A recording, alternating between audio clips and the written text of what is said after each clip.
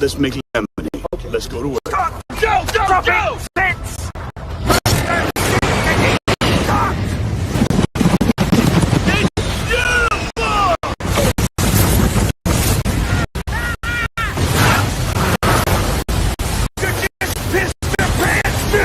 Start your day with a jolt of energy and no-holds-barred opinions. This is The Rush, where Travis Justice and Ross Peterson bring you bold, unfiltered, and uncensored takes on sports, life, and everything in between. Buckle up and let's go.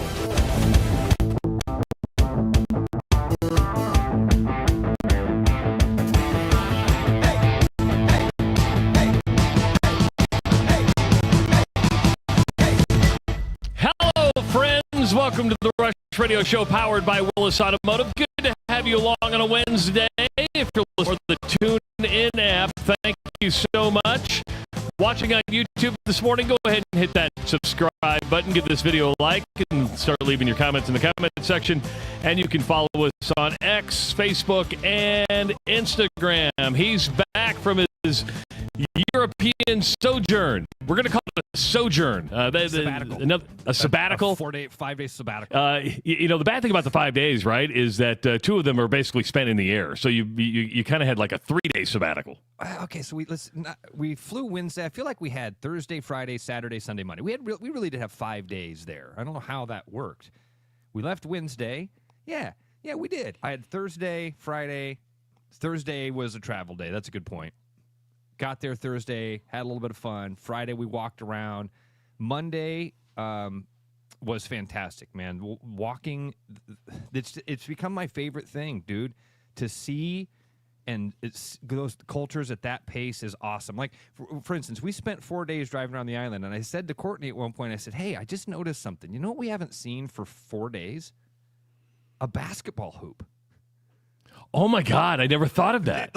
You drive through rural Iowa, and almost every farmhouse has a basketball hoop. You drive through a neighborhood in Iowa, and I know that they are getting less and less, but there's basketball hoops everywhere. It wasn't until we were walking. The first one we saw was on the side of a barn. It was the rim was mounted at about 6 foot, and the rim was bent straight down. So somebody was going old school, having a dunk contest is what was going on. The second one we saw had a jump man on it, painted on. It was a wooden backboard that they had painted their own Jordan logo onto, and that was pretty cool. Only 2 basketball. So anyway, just fantastic. Had a great time. Glad to be back and ready to kick butt here today. So I bet you saw a lot of soccer goals. Dude, yes, especially walking through the countryside. That's exactly what was in place of those basketball hoops, Travis. It was the old 1970s field goal post that had that was also a soccer goal. Do you know what I'm saying? So it looked like a giant H, because of course they're playing soccer and rugby. They call it obviously football, and I believe they call it Australian rules football. Is the other one. And that, Travis, I wish I could remember the name of this other game that they play. It looks like field hockey. Oh, boy. Maybe Patrick's listening this morning, and he can shoot me a message. It looks like field hockey. They have like a stick, but the ball goes like 200 miles an hour. It's not high-lie. It's played out in the field like field hockey. And that was a really interesting game to see as well. I can't wait to talk to Bruno about this, dude. I don't think I told you. Over the weekend, I got to see Ireland's national team in a World Cup qualifier against Portugal. You went to a soccer game? Didn't go to it. I mean, we sat at an Irish pub. Okay. We sat at this Irish bar listening to Irish music. Well, we listened to an Irishman play a lot of American music. It's funny that you say that, because I remember being in Temple Bar in the district, and you go in, you're like, oh, they're playing music, and you're like, okay, this is Brown Eyed Girl in just an Irish way. You're like, no, I want Irish music. That's what I want. I didn't come here to listen to Brown Eyed Girl. I could get this at Peggy's at Drake. Yeah, right, exactly. That's even in Galway. As we walked through the streets of Galway, there's lots of buskers playing. We had one guy was playing bagpipes. We sat down and had dinner listening to that guy play bagpipes. But as you walked through the streets of Galway, most of it was like Alanis Morissette. Really? Yeah. It was definitely like an 80s, 90s. So I know Bruno's going to be American music. I know Bruno's going to be on tomorrow, but it was watching a World Cup qualifier in an Irish pub, similar to what the old days when people used to go to a sports bar and watch the Super Bowl. I mean, was it? You know what it felt like, Trev? It felt like when my buddies and I are in Las Vegas, we usually go to the Vegas I Club. You know what I'm saying? And so you go to this bar that they have decked out in all Hawkeye gear. You're around a bunch of Hawkeye fans. Everybody's glued to the game. It did feel like that. And yeah, unfortunately, Portugal ended up winning. But Ronaldo's such a bitch, dude. It's such a hard game to watch. It really is. And credit to the Irish team because they don't do that flop around. Like Ronaldo gets touched. And he falls down and writhes on the ground. That typical soccer thing that I think makes soccer really, really difficult to watch. Because then you watch the replay and you're like, dude, he didn't touch you. So anyway, that was it was a cool experience. Everything about it was just awesome. We loved it. You wonder what if your friends would to come to Des Moines. And you drove them around and they saw like all the mega sports complexes we have here and, you know, from the baseball fields to the soccer complexes, what their impression would be. Because when I see it in Italy, you know, you've got, a little soccer field here, you go a little bit farther, you got it, but they don't have like, at least I haven't seen massive sports complexes to where you invest not hundreds of thousands, but millions of dollars into the sports culture. Dude, you just kind of put a conversation in my brain there of like if I drove them out to Grimes, and I said, hey, check out this 50-acre lot here, where 40 acres of it is turf, 10 acres of it is concrete parking lot, and 40 acres of it is field turf. They would say, what professional team plays here? Now this is 10-year-olds. This is for the kids. 10-year-olds. This is for the children. How do they afford this? Well, they charge the parents an arm and a leg. They charge the parents hundreds of dollars to let their kids play out here on this. And then what does that lead to? Debt. maybe a college scholarship or burnout by the time you're done with high school. There you go. So, yeah, I hadn't thought about that, man. If we drove them around here and said, yeah, these massive expanses of complex and the dollars that have been spent here, this is all for children to play on. Oh, the kids get to come out here and play for free on these No. In fact, they lock them up. They're not going to let the riffraff out there. Interesting. Dude, there's so many cultural things that I saw, and I love America, and I think most people love their country, right? Patrick loves Ireland, and it was so fun to be with a guy, as you guys got to experience him when you talked to him on Friday. Man, that's a guy that absolutely loves his country, and he's very, very proud Irishman. And I think that a lot of people are that way, and I'm that way. I fall into that. I think America is a special place, and man, we get a bad rap, dude. We get a real bad rap. The media controls the narrative.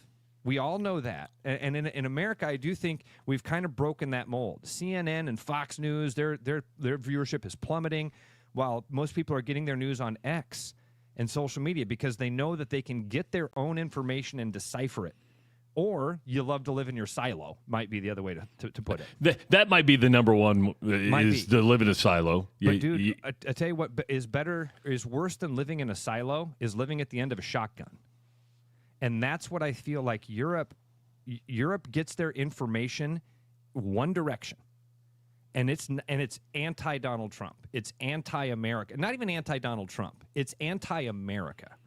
It is these stupid Americans and the stupid way that they do stupid things. And after a while you're like, no, you guys aren't getting the full story. Yeah, we've got bad, but yeah, we've got good. And yeah, we're fighting against some stuff that you got that when we walked around Dublin, dude, Dublin is not what I thought it was going to be at all. I could go back to Ireland and not really do Dublin. and I'd be okay with that. Well, it's a big city. It's like if you go to Italy and you go to Rome. I refuse to go to Rome anymore just because it's a dump. I mean, it's just it's not clean. There's graffiti all over the place. Exactly. That's exactly what we experienced. Like you walk around Dublin, you're like, oh my gosh, these buildings, the architecture is beautiful, and the windows are boarded up and spray painted over, and you're walking and you're like, okay, let's go to Trinity College, one of the most famous places. Let's go to Dublin Castle. And you're a block from it, and it smells like urine. You don't feel the Irish culture at all when you're in Dublin. You don't hear any, it was very odd. Once we got outside of Dublin, man, Ireland is unbelievable. Well, yeah, I mean, it's green, it's lush, it's really tiny roads. That would drive. You couldn't have an F-150 in Ireland. If you had an F-150, you would be just pulling over to the side, let people pass you all the time. Every other car. Yes, Trav, you told me that, and so did my friend John Walling. Said, be careful driving on the opposite side of the road. The roads are super tight. I tried to do a video for you. I tried to take a couple pictures because I even told Patrick, like, man, Travis told me these roads were tight. I had no idea. And then went driving across the country. So we drove from Dublin to Sligo. We then went down the coast to Galway. And then from Galway went back to Dublin on Sunday afternoon. And those roads, those country roads, magical. I mean, absolutely magical. You've got giant hedgerows on both sides. There's a canopy of trees over the top of it. It feels like you're driving in Narnia. It's amazing.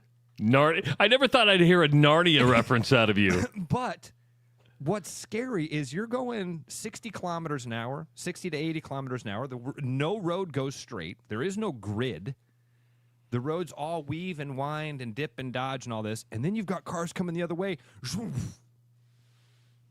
And every time it felt like you had to lean over a little bit, like, they're close. They're close. But there's they have so few accidents, Travis, that traffic accidents are reported on the news like deaths are in America. I mean it. Like when you wake up in the morning, they're like, it's not traffic reports. They literally, in the middle of news, will say, oh, on the M5 right now, there's an accident on this. It's causing a backup. And we're going to get the details on the accident. And then we never did we see an accident. So, well, I think I can't explain that. It's a learned behavior, right? You become, because I remember driving, we rented a car when we were there, and I'm driving on the opposite side of the road. I'm scared shitless as I'm like, okay, I'm driving on the wrong side of the road. I'm driving in basically a one-lane road that is acting as a two-lane road.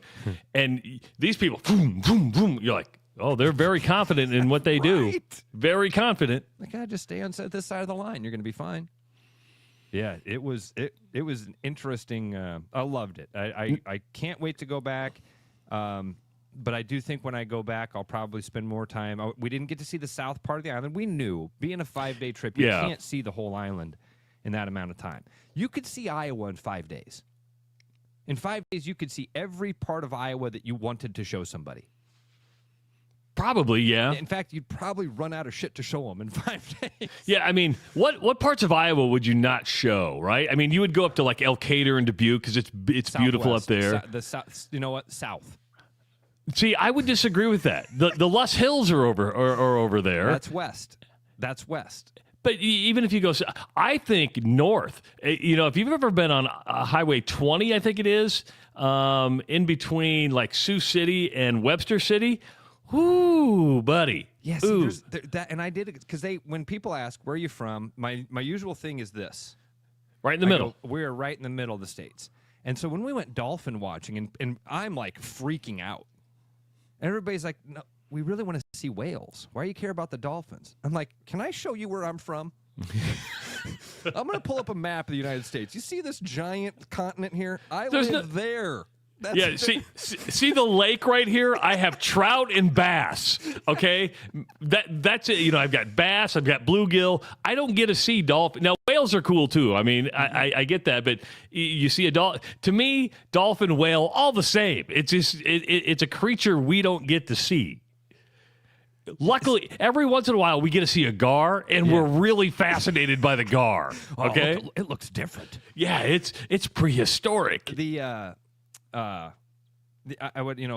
people would say, "Oh, it's very flat where you live," and I would use my cousin's line. My cousin from northern Wisconsin always says, "Ross lives in a place so flat you can watch your dog run away for 3 days." I always thought that was a funny line. Like, yep, oh, there he goes. Yep, still going. But then I explained to him the ice age, 10,000 years ago, there was 3 miles of ice where I live. 3 miles up. It was crushing the land into flat nothing. And that's where I live. Now, coming up at 7:30, Bill Fennelly is going to join us, head coach of the Iowa State women's basketball team. I'm going to assume that Fennelly is an Irish name, but as you have learned over the last week, something that may sound Irish may not exactly be Irish, correct? I mean, they have a lot of these gift shops have like name tag things. You know what I mean? You can buy a family crest. And a lot of names that there's several things that should be talked about here for a second. There are more people with Irish heritage in America than there are in Ireland. There are more people with Irish heritage in America than there are in Ireland. We're a more Irish country than Ireland. Not really. But, it's weird how we have a lot of names in America that we associate with Irish that they do not. It doesn't mean that you're not of Irish descent. Most people have probably done the 23andMe and have come back and been like, oh yeah, I'm 43% Irish. It's 73% Irish, whatever it is. But their last name, when you mention it to somebody over there, they go, no, that's not Irish. One of them, and like MC is one that can be both. If you have a Mick at the beginning of your name, that can be both Irish and Scottish. But there are a lot of them that you see and you're like, I never would have thought this one. Or you're looking for a name and you're like, well, how come I can't see this one? They're like, well, that's not truly Irish. You're like, oh, okay. So one of the dads was from Scotland apparently along the way. 515-517-2303. Let's go up to Clear Lake. That's where AJ is. AJ, welcome to the Rush Radio Show powered by Willis Automotive. What's going on, man? Good talking to you, fellas. Travis, AJ believes the flattest part and the most boring part of Iowa is from I-35 on Highway 3 so you're going through Clarion and Humboldt and Pocahontas County out to Cherokee. That's the flattest and most boring part of the state of Iowa, and I've been all over it. So that's bad. And then Ross, the best part of Iowa is where my wife's from, where the glaciers did not get it in that pocket of southwest Wisconsin, and that is the northeast Iowa, Winneshiek County, Alameda, Clayton County. The driftless area, amazing. AJ, yeah. So, yeah. Up by Decorah, I completely agree. Area. Yeah. Gorgeous. I would if I could take somebody to Makokata Caves and out to Pikes Peak and some of that. You know what I'd like to do here, just listening to AJ? I want AJ and Gary Dolphin to have a county debate on who knows the most counties, who knows the most towns. You and Dolphin going head to head in a debate on Iowa geography.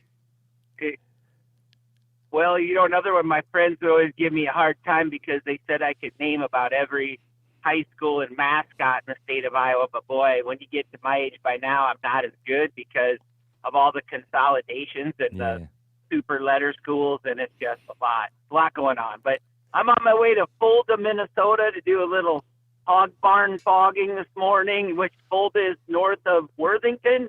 And that's another terribly boring thing is when you turn left off of 35 on I-90 to southern Minnesota.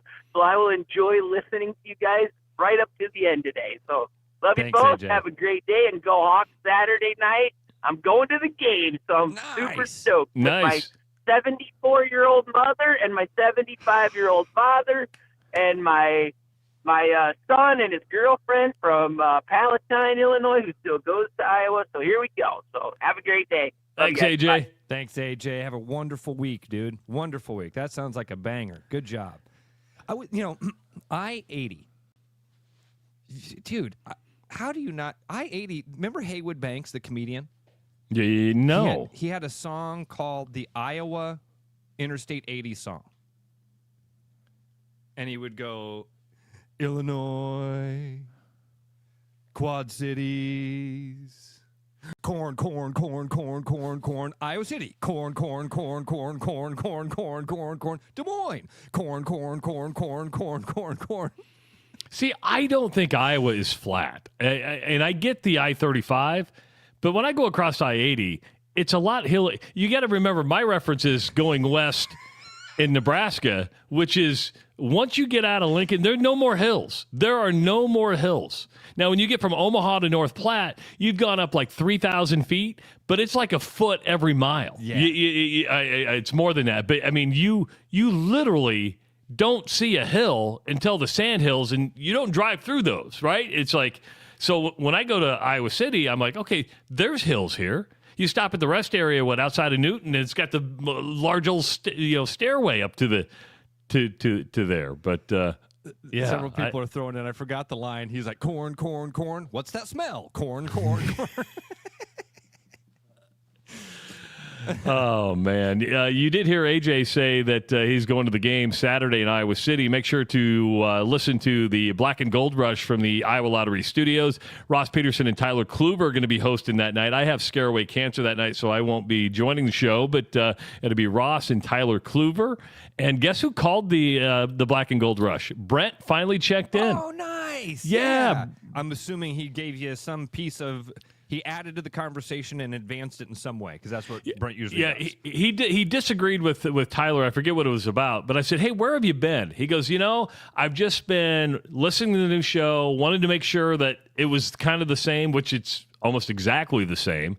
And he was just, he goes, I've just laid low, feeling it out. We should have known that. Smart guy. Yeah, and now he feels very comfortable calling the Black and Gold Rush, which is coming up from the Iowa Lottery Studios Saturday, probably right around 9 o'clock. And you guys are going to have a producer that night, too. So Owen's going to come and produce the show and make sure everything goes off without a hitch. All right. So, do you think your friends will come over to Des Moines? I always invite my Italian friends, and they're like, well, we're going to go to Miami, we're going to go to New York, we're going to go to Chicago, we're going to go to L.A., probably Las Vegas. No time to get to where you're at. You know what's weird to think? I just thought about this.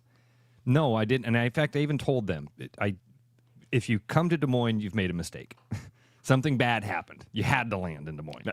Now, Catch Des Moines is not happy with you saying that. I'm sorry, but when you're talking to somebody from Europe and you're seeing the cliffs of Donegal and you're seeing, you're whale watching and dolphin watching, and that's not impressive to them. When we drove across Ireland and we're in those rolling hills, and I said, hey, this is what reminds me of my home state. So they've kind of got that rolling green hill thing going for them. Dude, I hope that the Catch Des Moines people know there's nobody that loves Des Moines as much as I do. I love this place. It's always been home. It will always be home. And I want to be a champion for this community. But when people are like, yeah, if we get a week and we're coming to the States and we go to New York City and we go to Miami and we go to San Francisco or San Antonio, yes, I say to them, I would love for you to come here and hang out in Des Moines. I could show you my community. I don't know that I could entertain you the way that you guys have been able to entertain me. I just don't think I could. What just went through my head, though, dude, was like, imagine if they did call and say, hey, Ross, we're going to go to New York City for a week or Miami for a week. Do you realize it would cost me more to go to Miami than to go to Ireland? It would cost me more to go hang out with them here. You can fly around Europe for almost nothing. Yeah, they got Ryanair that takes you about anywhere you want to go. In fact, flights from Dublin to New York are dirt cheap. And I mean dirt cheap, because a lot of people aren't leaving Ireland to come to the United States right now. So they're trying to entice people. Travis, when I say dirt cheap, taxes, bags, couple $100. $280 to fly from Dublin to New York, something like that. We were like, what? What? Yeah, you might be better off getting a flight to instead of buying round trip from Des Moines. Go, hey, we're going to buy a flight to Kennedy to New York, and then get a separate flight that you book separately to Dublin. You probably save money that way. Yeah. And it's weird how it works because, like, I'm going to Italy in December, and I'm going back at the end of February. And right now, the February trip is like hotel, flight, everything is $1,100. Yeah. And you're going 11. I go, think about it. That's almost. I'm going to be gone almost 2 weeks, and I can't for the hotel, breakfast every morning, and flight. You can't go to L.A. for that. You couldn't go to any of those cities we named for 4 days, for 3 days, for that amount of money.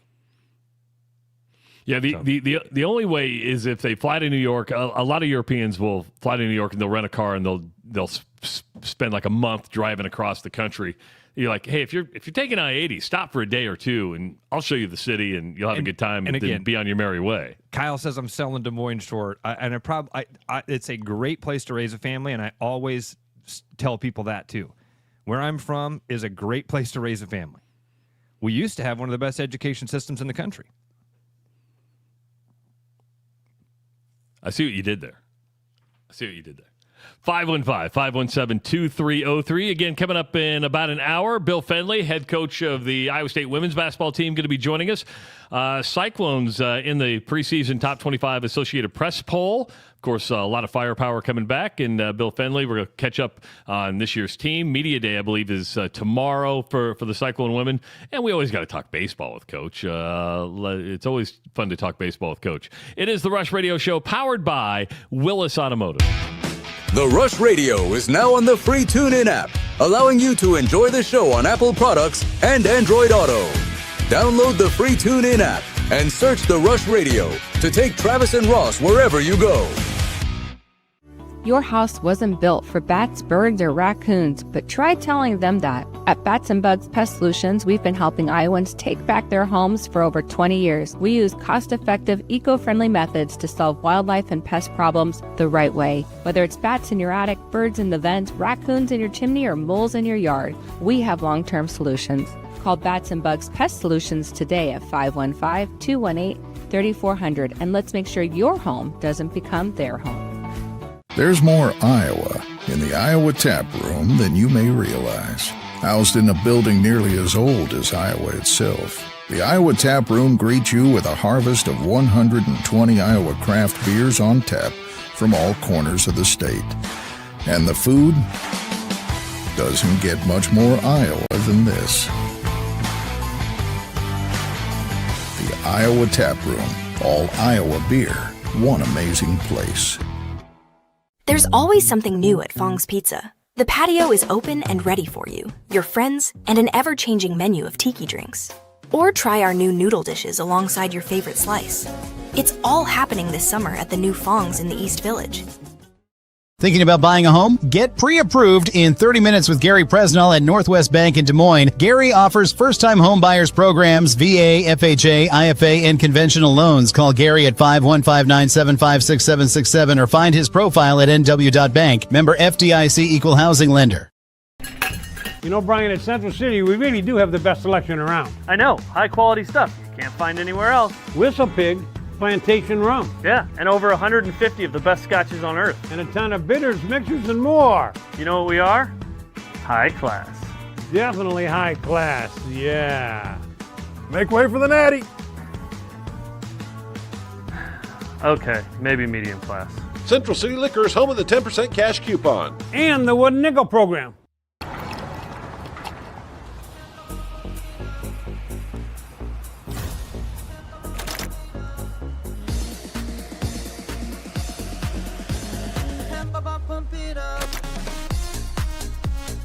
A fuel choice that even rivals can agree on? Now that's worth the hype. Cheaper, cleaner, and homegrown. Pump it up with Unleaded 88.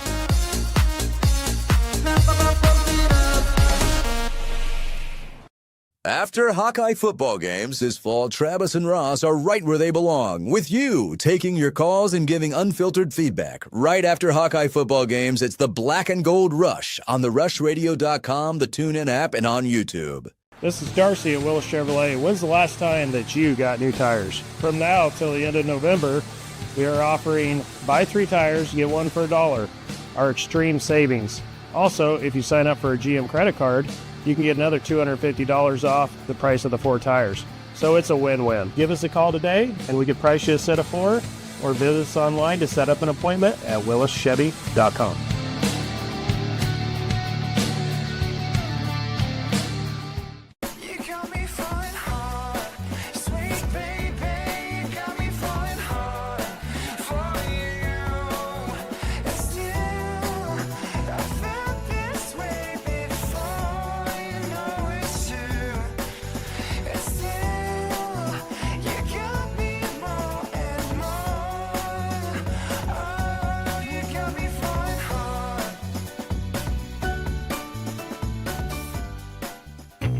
Back like a rash you thought was gone. Travis and Ross aren't contagious, but they are addictive.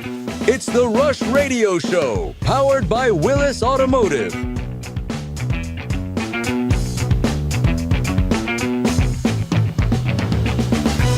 Welcome back to the Rush Radio Show. Hey, if you're heading to Iowa City for the big game this Saturday night between Iowa and Penn State, do what we do. Swing by Central City Liquors, because whatever you want, they've got it. Best price, best selection, best service. More than 165 single malts, 130 tequilas, 50-plus bourbons on hand. They also stock mixers, wine, spirits, beer, seltzers, everything you need. And, Ross, I don't know if you saw this. Brian texted us the other day. Big changes coming at Central City Liquors. Wants to shoot some new commercials. I wonder what's happening over there. I don't know. He's got to get the Todd Fathers okay. He's like, we need the Todd Fathers okay before we make the big announcement. But he's piqued my imagination. I'm like, oh, me too. I'm interested. What are we doing here? Huh? Yeah. Yesterday, a big day, Ross. I don't know if you saw this. But there's going to be a new, we know the Iowa basketball team, men's basketball team, is going to have a new look, not just with the coaching staff and Ben McCollum, but check out the new Iowa uniforms. These, everybody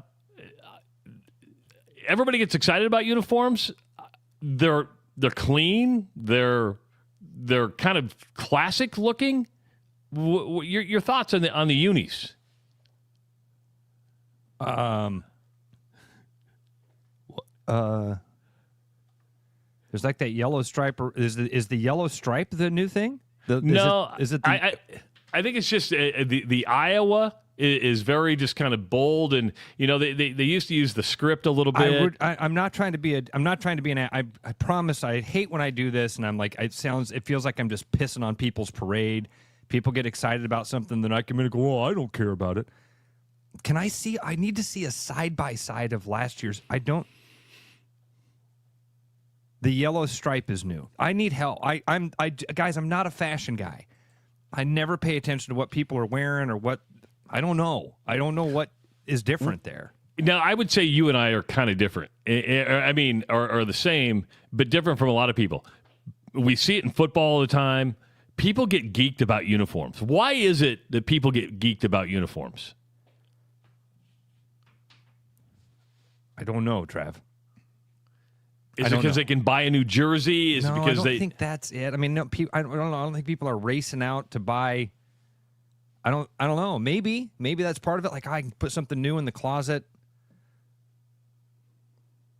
I would need to see a side by side. I'm that stupid. I need to be able to go, what's the difference between these two pictures? Well, I mean, last year I heard that they had done this. I had not seen that video that you just showed. You could have told me that was last year's uniform, right? What, the yellow stripe is the new thing, or like around the waistband and at the. Well, and they used to have the old Iowa script. Was one of them. I think they had a uniform that had just the tiger hawk kind of right in the middle. I don't know if this is going to be the font does look the same, but I don't remember. I remember the women wearing the font more than the men. Believe it or not, it looks more like the women's uniform. from my memory. But I'm kind of with you. I don't pay attention to uniforms unless they're really, really bad. And Iowa hasn't had bad uniforms over the last couple of years. But they did this big reveal. They put it on X and say, hey, look at the fresh, clean, bold look. And to me, I look at it and go, that's a good-looking uniform. I mean, I like it because it's classic looking. It's not busy. It's very simple. But we've seen it.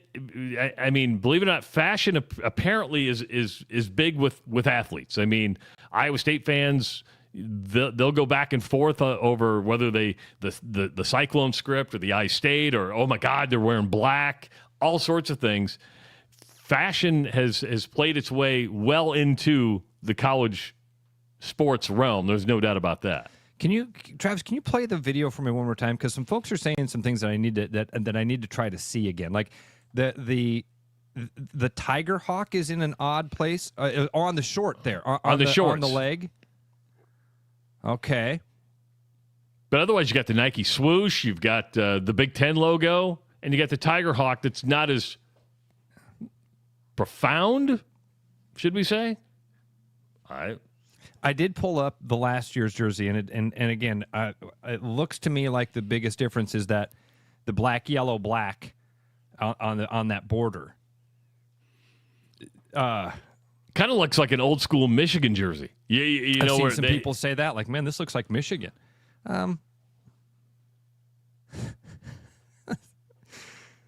I guess, if you don't make a big deal of it, nobody else will, right? And so the university has to come out and be like, look at this bold, fresh, updated look.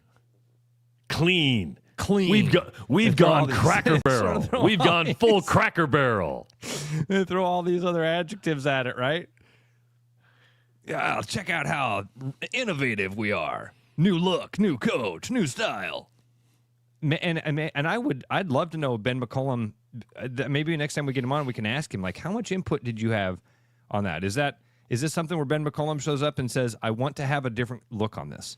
Even if it's something slight and something, and because I would imagine the folks at Iowa who are very protective of their brand. Yes, they are. Ask Tyler Kluber about that. Other very people protective. Are probably like, hey, slow down. Slow down. You get to use these very specific colors in this very specific way. We'll let you tweak it a little bit. I don't know. Maybe, or is this something that the players came and said, Coach, can we get a little bit more color on this? Can we put a little bit more gold in our white uniform? Because the one I'm looking at from last year, the white uniform was essentially white and black, and had and the bottom of the short had a little bit of gold on it. And so this one does have a little bit more splash of the gold. If you would have played that video for me and said, "Hey Ross, what's different?" I wouldn't have known. And I'm going to I'm going to prognosticate here or give an opinion. You asked what level of input Ben McCollum had. I would bet quite a bit. I think. Okay. I think. I mean, you're probably giving some options, but I think the final say comes with the head coach. Okay. I really where I don't think that happens is Oregon. I don't think Dana Altman has much say over what Nike does for Oregon. They're like, we give you a lot of money. You're the beta test, and this is what you're going to do. Great way to put it. It's exactly. I was at on September 22nd. I emceed this thing where Dana Altman and Greg McDermott was there. And they were talking, and Greg gave Dana a hard time about his uniforms at Creighton because they were just boring ass uniforms, and Greg just goes, well, we know when you were here you didn't care about uniforms because it was just kind of a little slight of how boring they were, and Greg's kind of changed the uniform game at Creighton, but fashion. Apparently a big deal. I like the uniforms. You're right. I don't know if it'd be interesting to see if they just go with like two uniforms, like if they have a black version of this and the white version of this, or if they're going to wear a yellow version. You know, what does this all look like as they go through the season? Because it seems now you need to have not two uniforms, home and away. You need to have like 5 or 6 uniform combinations. 6. Yeah. Okay, Kirk may have nailed it, and I'm not trying to, again, not being a smartass. There's a portion of Hawkeye fans that didn't know what the basketball uniforms looked like. That's fair. Kirk, that might be why I'm like, oh, yeah, looks like I remember from years ago when I used to watch the games religiously. Because these last couple of years, I've definitely fallen into that thing of like, oh, God. Hawkeye basketball. Fran. I definitely fell into that. So that's maybe fair that I see those and I go, oh, okay. I just wish that there could be a few more Nike logos on there. If they could have a little bit more prominently displayed Nike logo, that would be ideal. Well, you might get a lot more logos if this $2 billion private equity thing goes through with the Big Ten. And now, Ross, they're starting to get a little pushback. Now, it may be pushback from the wrong people because we're talking board of trustees at Michigan and USC. We're not talking Northwestern and Purdue. We're talking Michigan and we're talking USC. And board of trustees are pushing back a little bit going, hey, our media rights are our greatest asset. There's nothing I think we all know that. We've seen the grant of rights deals and everything like that. The best asset the conference has is its media rights. And I think it's okay for schools to ask really hard questions when it comes to this. And Michigan and USC, who are both have interim presidents right now. So that means their board of trustees may have a little bit more input than a normal school that, Iowa has the board of regents, but it has its president, it has an athletic director. They're locked solid. If you have an interim president and you have to answer to a board and that board of trustees has a little bit more input, well, that changes a little bit. And, they want to know, hey, is this a shot in the arm? And you have to look long term, because if this deal goes through, you're giving up grant of rights until 2046. 2046. I didn't know it was a 20-year deal. 2046 is how long this deal would be. $2 billion over 20 years. Yes. With an immediate influx of cash. Are you ready for this? On a tiered system, meaning the bigger athletic departments are going to get more money. Like the minimum you're going to get is $100 million. But the bigger boys could get $150 million. I didn't know that. I just read that this morning, too. I was kind of I was taken aback by that. But who needs the cash more, the little guys or the big guys? Big bills. They got big bills to pay, right? I mean, hell, Penn State's going to have to pay a dude a bunch of millions not to coach. But USC and Michigan are asking, okay, are you just doing this for like the quick fix? Do you just need the quick hit of money? Because what about long-term rising cost? Dude, 20 years from now, you're going to... Man, Trav, nailing it. We're going to give you a big influx of cash right now. Everybody's eyes light up and your ears shut off. Your eyes light up. They start to roll with those dollar signs like a slot machine. And your ears shut off. And your brain takes a nap. When they say, oh, yeah, and by the way, they... in 20 years, going to make less. In 20 years, when everything's way more expensive. Because that's the way the world works, right? That's the way the world works. Everybody needs to make more money.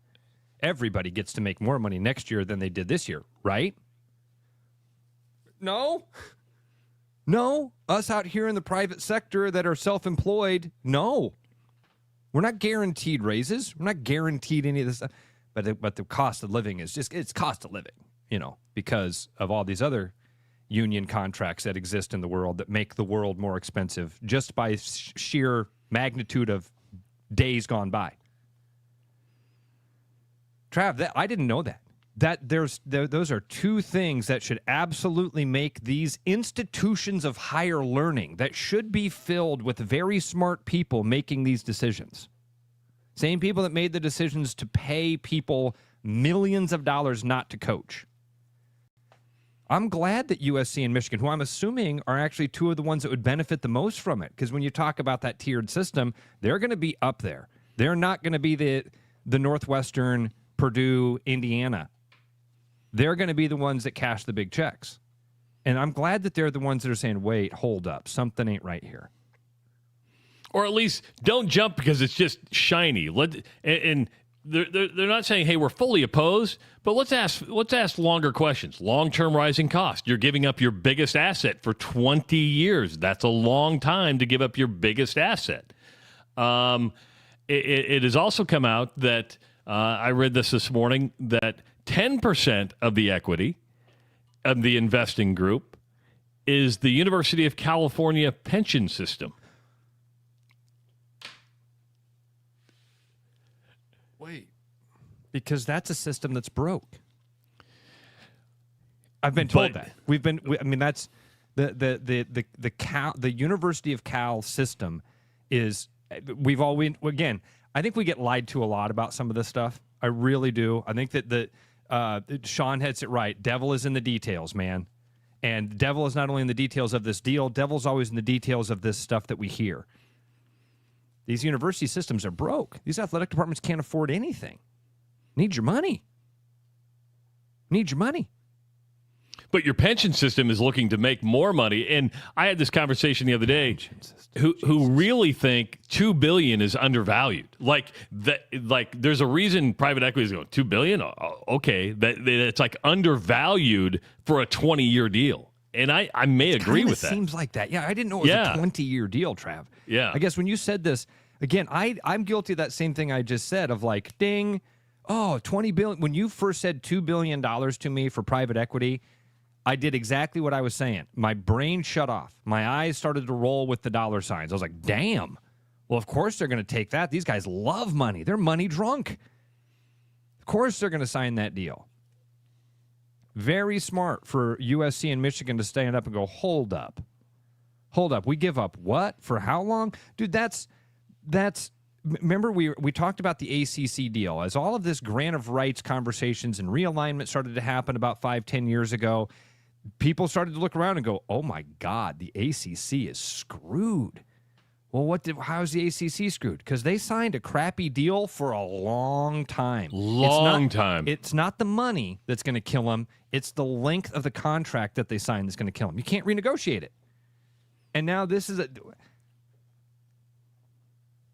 who would you trust in a negotiation more? In a business negotiation, who would you trust? A group of educators or a group of businessmen? Well, I mean, a group of educators aren't. I mean, businessmen are running the pension program. So it is not educators who run the pension. But I would say this: if a pension is going after it, Ross, it shows you almost how safe it is because you're going to be fairly conservative on an investment. You don't want to be high risk in a pension system because that would fluctuate a lot in the market. So you're going, man, a pension system wants 10% of this. That shows you, that's a conservative investment because you don't want you want a steady return. But the problem with money is once you get some, what do you want? Dude from Iowa, glad to have you back, dude. He says, again, I need to know why they need the money. Like his next question. Sorry. I clicked the wrong button there, dude. His next question is, are they going to build stadiums? Well, Penn State right now is investing $700 million into the renovation of Beaver Stadium. So, yeah, and they're tied to private equity on that, and they're like, okay, we got to pay this off. Yeah. How are we going to pay this off? Some of the happiest. When does this bubble burst, man?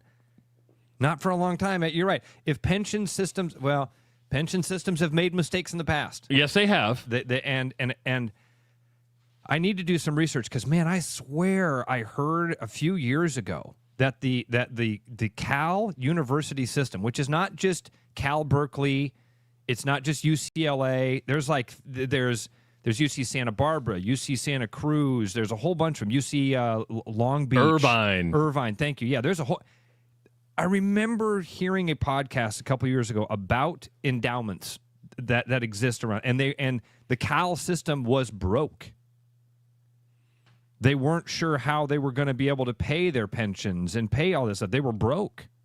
I'll have to go back and look at that to see maybe I'm misremembering something, or maybe I was get fed some bad information that I'm just repeating. If that's the case, then these aren't the smart people that we think they are. They're not. It's not like, oh, just trust the experts. They've got it because that's what pension people do. No, these particular pension people are wrong, and they're bad at their job. They make poor decisions with those dollars. You just dropped a couple of good things on there, dude, that I didn't know about.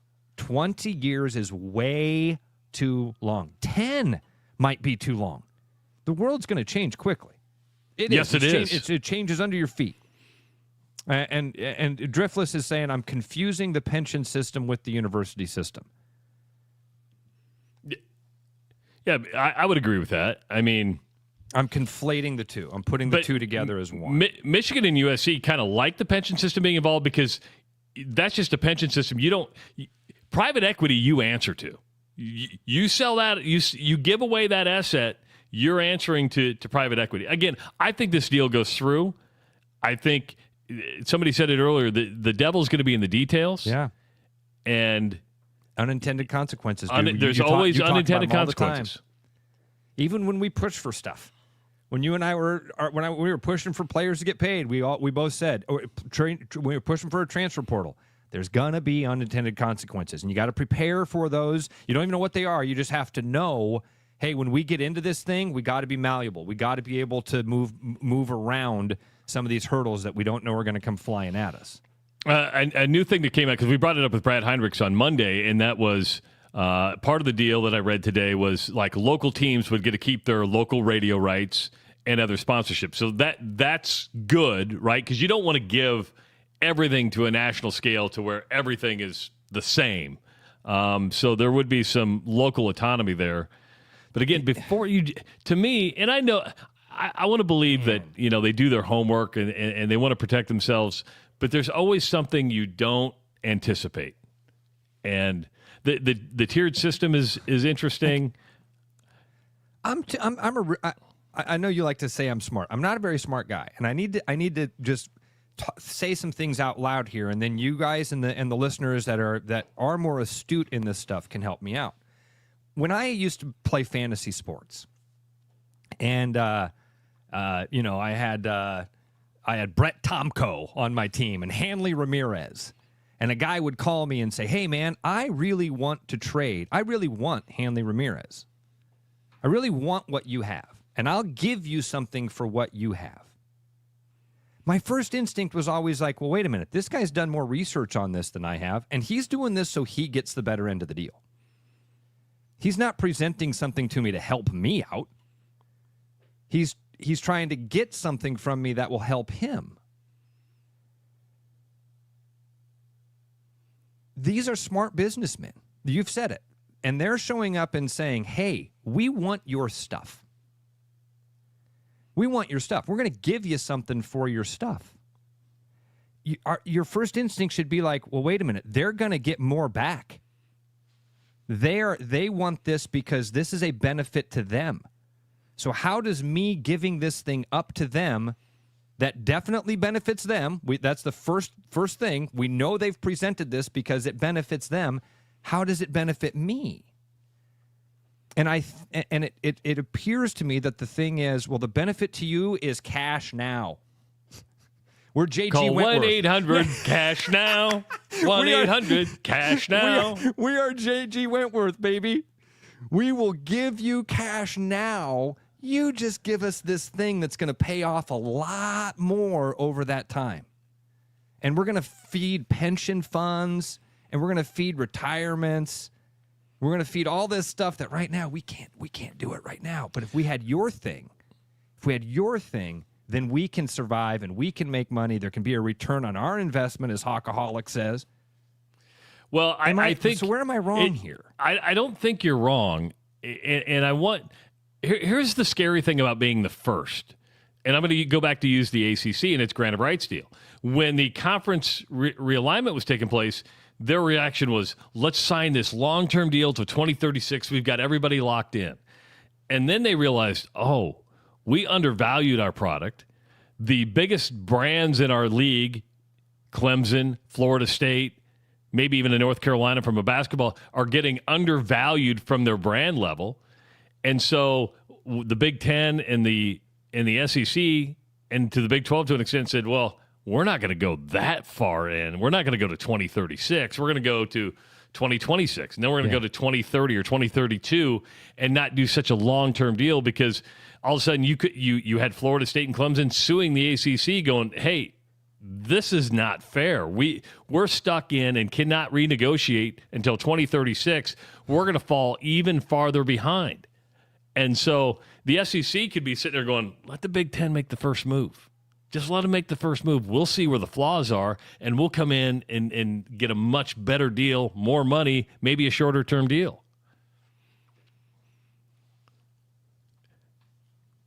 You know, and the Hawkaholic, he goes, and there's still, I think what we're getting from this is not a lot of specifics, just kind of, but he says, haven't read much into this. When does the group expect their ROI and a 20-year loan to speak? I would say off $2 billion, they would get their ROI pretty quickly. I mean, look, they're gonna. I hate to use the word own the institutions, but they're gonna own the media, right? Because because what you're spinning off is you're going to create Big Ten enterprises, and then there's a certain part that the private equity will be in charge of. Other things they won't be. So you're forming a new company essentially. But again, we don't know what the unintended consequences are going to be. I'm not opposed to this. I just want to be clear that when you dance with the devil, there are things that happen. You seen the movie Lincoln, the one that Spielberg did with Daniel Day-Lewis? Oh yeah, it's based off of the book, which is a fabulous book as well. I didn't. Yeah.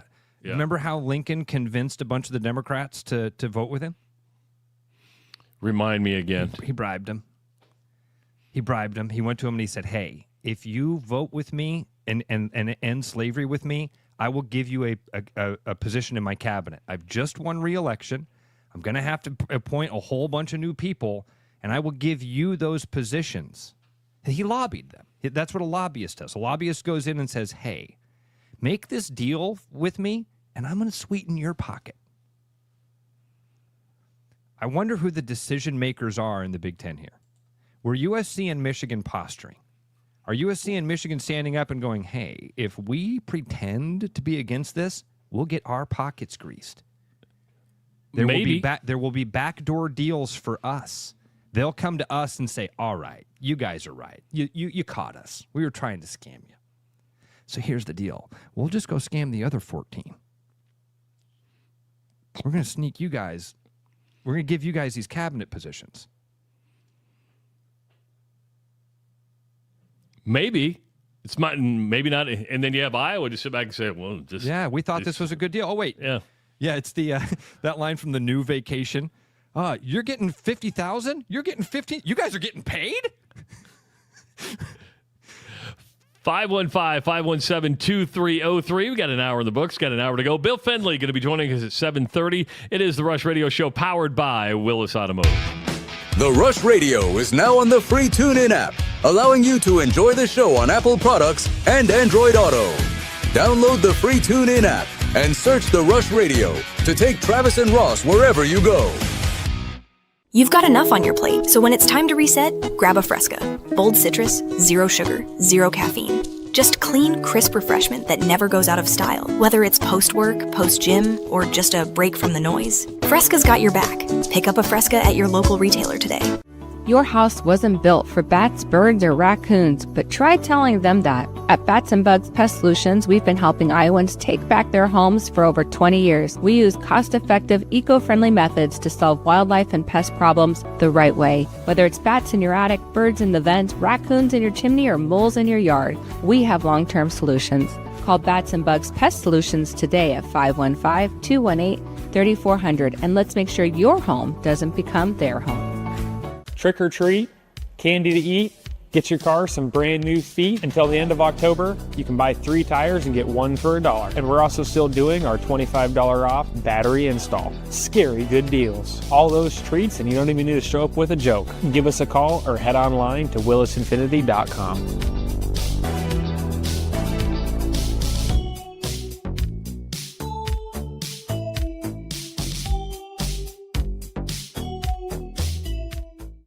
After Hawkeye football games this fall, Travis and Ross are right where they belong, with you taking your calls and giving unfiltered feedback. Right after Hawkeye football games, it's the Black and Gold Rush on the rushradio.com, the TuneIn app, and on YouTube.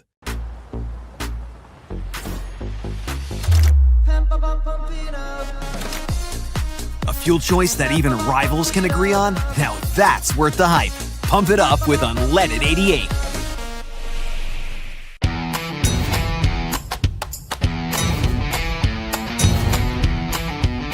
The largest selection of German beer in the world? You'll find it at the Hessen House. From Doppelbocks to Oktoberfest to Hefeweizens and Dunkels. There's no passport needed for the deliciously different beer and food at the Hessen House. So grab your friends and make it a fun night out. The Hessen House, 4th and Court, Des Moines. You know, Brian, at Central City, we really do have the best selection around. I know, high quality stuff you can't find anywhere else. Whistle Pig, Plantation Rum. Yeah, and over 150 of the best scotches on earth. And a ton of bitters, mixers, and more. You know what we are? High class. Definitely high class, yeah. Make way for the natty. Okay, maybe medium class. Central City Liquors, home of the 10% cash coupon. And the Wooden Nickel program. Back like a rash you thought was gone. Travis and Ross aren't contagious, but they are addictive. It's the Rush Radio Show, powered by Willis Automotive. Hour number 2 of the Rush Radio Show, powered by our good friends at Willis Automotive. Do yourself a favor, get yourself a Willis Automotive experience today. Lots of new and pre-owned vehicles, certified vehicles, great buying experience, great service, you name it, it's all at Willis Automotive. If you're listening on the audio stream this morning at the rushradio.com and the Rush Radio Android app or the Rush Radio TuneIn channel, thank you so much. If you're watching on YouTube, hit that subscribe button, give this video a like, and of course follow us on our social media channels. I'm Travis Justice, he's Ross Peterson. Ross, my question for you as we start the second hour is, what the hell's going on in baseball? What is going on in baseball? I don't get it. And what I mean by this is the Dodgers have changed like pitching strategy. Snell goes 8 innings the night before. Yamamoto goes a complete game last night in the NLCS. And I believe, if I read this correctly, the first postseason complete game in 8 years. What? I swear that's what I read. I don't have the article up, but it was the first postseason complete game in 8 years. Yamamoto tossed 9 innings, 3 hits, 1 run, struck out 7. That's crazy. Dude, it's been 8 years since a complete game, postseason game. Dude, you're right. MLB.com. Yamamoto's first postseason complete game in 8 years. First complete game in postseason since 2017.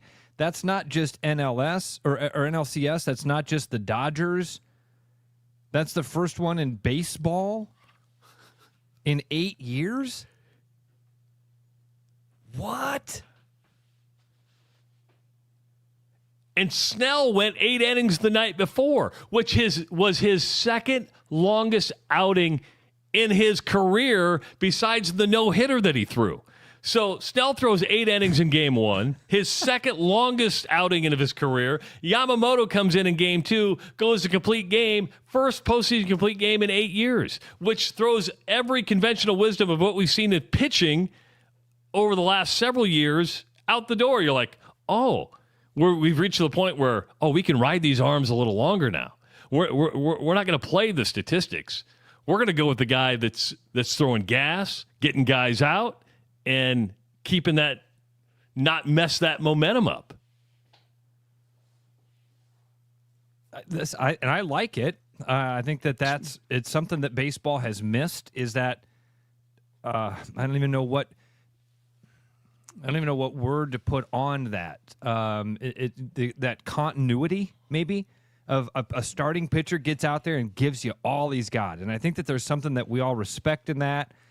And when a guy can do it and get through a lineup a few different times, man, that's something you look at and go, this dude's dealing today. And it is, Travis. It's the exact opposite of what we've seen, that slow progression that we've seen through baseball, where we've talked about it over and over in this postseason. You got to throw 5 guys. You have to throw 5 different pitchers in order to keep a team at bay. I like it. So do I. And I'm blown away by some of that stuff. Dusty says it, man. Dusty says, I would have bet it'd been 8 years since somebody went 8 innings. Might have been. Holy cow. Well, that's really cool. And good on Dave Roberts for trusting, for sticking with his gut on that. Going with your gut. You're like, you know what? Screw this. It's the NLCS. He's dealing. Let's go. Let's just stay with it. Yeah. Screw the analytics. Screw what we're supposed to be doing. Wow. After 4 innings, you pull your starter and you start working the bullpen. This guy's dealing it. That's 2 nights in a row. That stat absolutely shocks me. But again, I think I'm probably stuck in an old school baseball mentality still. Several years ago, Travis, when we started to see this progression, I said, "Hey, here's what's going to happen." I anticipated that we'd never see this stuff again, and that it would actually be like I do think that in maybe 20, 30 years, if we see the slide go away from what Dave Roberts did these last couple nights, I think what happens eventually is every day is essentially like a committee day. I can see a time where they're like the expected pitchers for tomorrow are these 3 guys. I really do. I think that it will be our starter's going to be this guy, but tomorrow you're also going to see these 2 pitchers pitch. And I think that it will be like every day we'll basically have like a set of 2 or 3 guys that are planned to pitch for those days. That's the evolution that I see a long ways from now. This is a good sign that maybe that won't happen as quickly as I feared. Or maybe this is a sign that once you get to the postseason, especially maybe the championship series, you throw that out and go, hey, if you're dealing it tonight, we're not going to pull you in the 4th. We're not going to pull you in the 5th. We're going to ride you until, A, you start to go downhill, or we're not going to pull you at all. And for how much, if you're getting pulled in the 5th inning anyway, your arms should be pretty fresh heading into the postseason. And Travis, maybe that's a part of it. I saw somebody in the chat said that like they have saved their arms for this moment. And I bet that throws your opposing team off, right? You're like, okay, we're going to see somebody else. We know we can hit, because going to what you're saying, we're going to see these 3 pitchers today. Yeah. And Pat Murphy probably had an idea of, okay, well, they're going to throw Yamamoto 5 innings, but we know they're going to go here, here, and here. And we can rock those guys. We can rock those guys. Yeah, that could be. Wow. I like it because to me it brings back. It's like I yearn for the old days where Nolan Ryan went 12 innings and there's a part of me that's in that boat, dude. Yeah. Definitely. I bet as a starting pitcher, I bet if you're Snell the night before, if you're Yamamoto last night, you're like, yeah, this is what I'm built to do. This is what I want to do. No pitcher, especially if they're dealing it, wants to be taken out of the game. Would you agree with that? Absolutely. Yeah. No pitcher that. Well, dude, there's that confidence. There's that athlete's confidence, right? You're like, man, I'm the guy right now. I'm better than this team. Let me keep going. And I do think the pitchers eventually hit that point too, where they go, oh crap, I don't have it anymore. Catchers certainly feel it from their pitcher. Yeah. Dodgers up 2-0 now on the Brewers.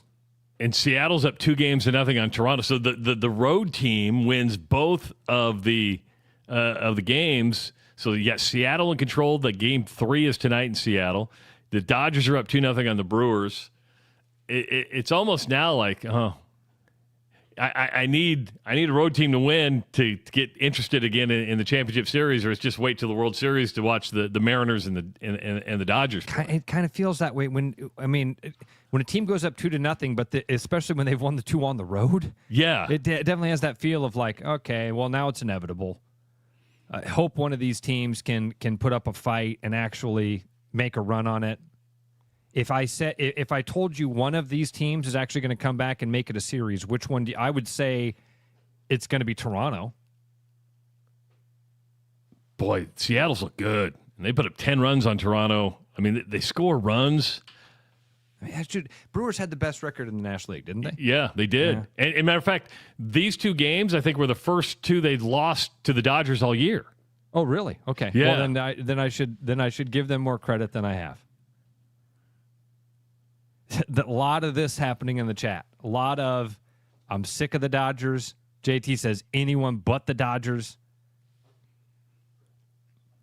I kind of feel that way. No, if you're a Yankees fan, a lot of people would be saying the same thing. Oh, anybody but the Yankees. Absolutely. But it's been a long time since the Yankees have been those Yankees. But see, that happens in sports, right? Anybody but the Patriots. Anybody but the Chiefs. Yep. Anybody but Alabama. Yeah. Anybody. Yeah. I mean, it happened. When you first win, when Dave Roberts won that first one, it's like, oh, man, good for the Dodgers, good for L.A. Then all of a sudden you're like, okay, you're winning too much now. We can't have this. As a Yankees fan, I felt that with the Red Sox. They won 1, and I was like, that's enough. That's plenty. Yeah, if the Cubs would have, now probably not around here, but if the Cubs would have put together multiple, it would be like, okay, you suffered for 100 years. You say not around here, but that's what we did with the Chiefs. Yeah, it would have happened if the Cubs would have been able to put together the dynasty that they were on the verge of having. Winning breeds contempt for your. I love it. You're right. You're right. It's the expectation. Yeah, it changes that expectation, and that ruins it all. Fans become insufferable, and then it's like it's your God-given right. I mean, Nebraska fans are like that, right? I mean, I lived it. When they won their 3 national titles in the 90s, it was like, we're the greatest team on the face of the earth. And then you carry that for 25 years, and you're like, you can't hang on to that anymore. You can't. Probably the only sport it doesn't happen in, it's not like I'm going, not Penn State again in wrestling. It's not like I'm saying, when Iowa was winning, not Iowa again. It doesn't seem like, and maybe it's because it's an Olympic sport and it doesn't get to garner as much attention as everything else. But I'm almost like, can Cale Sanderson win another one? How far can he take this thing? What an interesting thing for you to say, dude. You are just enough removed from it to be able to feel that way. Because I do feel anybody but Penn State. Come on, Hawks, let's go. Somebody close the gap here. Somebody make. But I'm also well enough aware to say, holy cow, this is amazing to watch. This is unbelievable that this guy has this sort of dominance over the sport. Okay, you just piqued something in my mind. Is there a peak and valley? Like, okay, Penn State is good. Then they're really good. You're like, oh, okay, anybody. But now they keep going up. You're like, let's just sit back and see how far this thing can go. Yeah, I do think there's a part of that. Again, I as a Hawkeye fan, I'm definitely in that not Penn State again, right? That's what the way Hawkaholics puts it. I'm in that boat. But I also, as it happens, go, this is unbelievable. This is impressive. Because you don't have any choice but to be impressed by it. You're like, okay. Yeah, or get pissed. Yeah. You can get pissed all you want, but you have, and sometimes, you just go, okay, let's just see what this turns into. Sean was asking about Bo Bassett. Bo Burnham's a comedian. Bo Bassett and where he ended up, and Dusty, he ended up at Virginia Tech. He, I think in the last week or two, announced that commitment. So headed to Virginia Tech. I wish I followed recruiting more.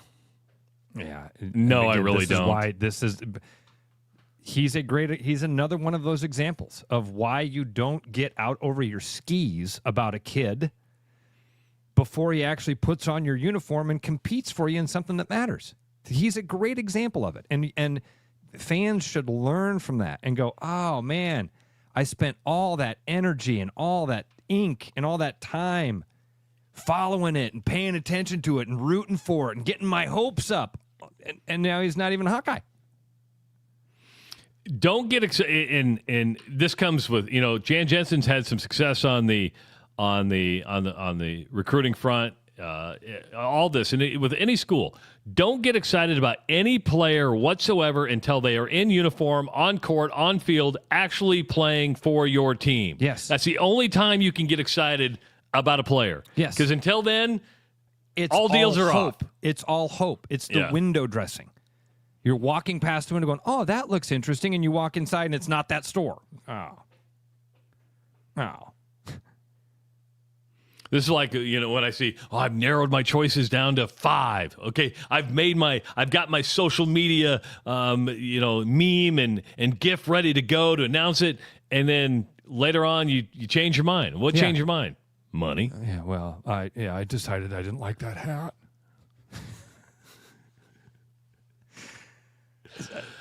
And again, this is a horse that you and I have beat for a long time. We have. About the recruiting thing. It is. People love it, dude. It's a lot like the uniform thing. It gets people riled up, man. Because you're selling hope.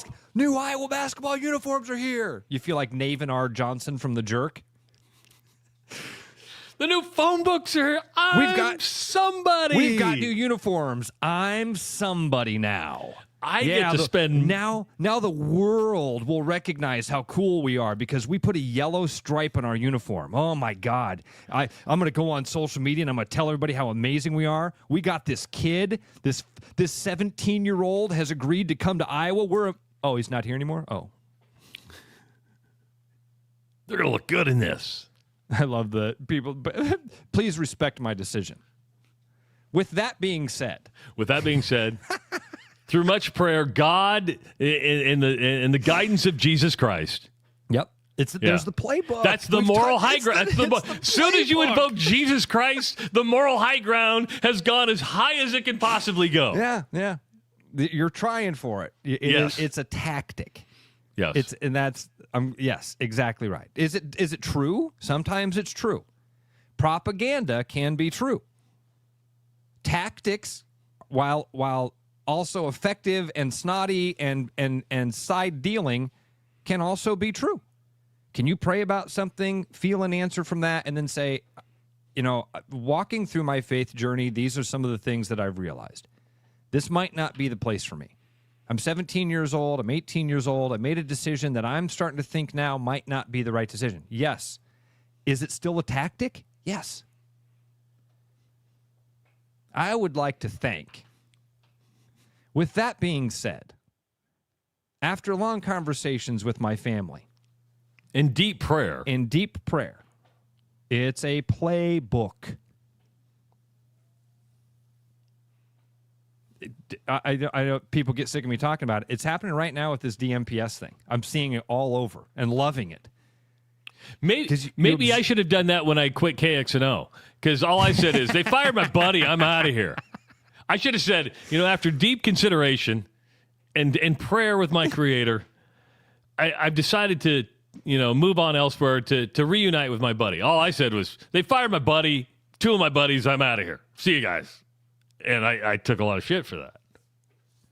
Damn, I should have called God. You. How should I do this? I said, hey, man, run the playbook. It's super easy. God, I should know this. I'm in public relations, for God's sakes. Yeah.